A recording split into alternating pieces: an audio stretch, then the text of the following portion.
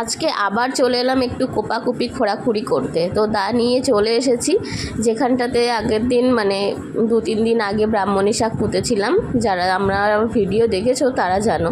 তো সেখানটাতে আবার চলে এসেছি খোঁড়াখুড়ি করতে। এই যে খুঁড়ছি আমি, মাটিগুলো সাইড দিয়ে খুঁড়ে দিচ্ছি। আর এই যে আগের দিন যেগুলো লাগিয়েছিলাম সেই গাছগুলো দেখো হচ্ছে বেশ ভালোই। আর এই যে পেয়ারা গাছটা নার্সারি থেকে নিয়ে এসেছিলো, এখানে একটা লাগানো হয়েছিল, সেটা এখানে রয়েছে।